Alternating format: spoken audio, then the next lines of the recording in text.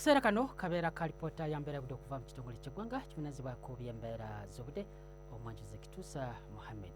Embeera y'obudde ya mukalwe mu bitundu by'eggwanga ebisinga obungi olw'ensonga nti waliwo omugongo gw'obuzito bw'empewo obusimbye eri ku kasongezo ka Ssemazinga Africa nga guwandula empewo enkalu okwolekera ensi yattu nga ate n'omukuba gw'enkuba gutya eri ebugwanjuba bwa Ssemazinga Africa. Era n'olw'ensonga eyo mu biseera by'okumakya tusuubira omusana okwaka mu bitundu by'eggwanga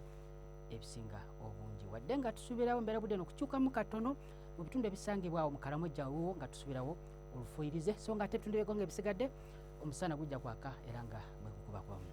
Ebbuguma erisinga obulungi lijja kuba ku diguli za 30 mu bitundu ebisangibwa eri ebukiikakkono Karamoja paka ebuvanjuba so nga ate ebisigadde bijja kuba ku diguli 25 okutuuka ddala ku 31 eri e Kasese. Bwe tugezaako ne tulaba ate ku mbeera y'obudde mu kibuga New York tusuubira omusana okwaka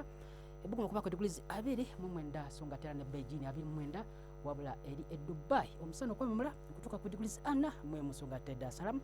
okuba ku diguli 28 tuyanza okubeerako nawe beera bulungi.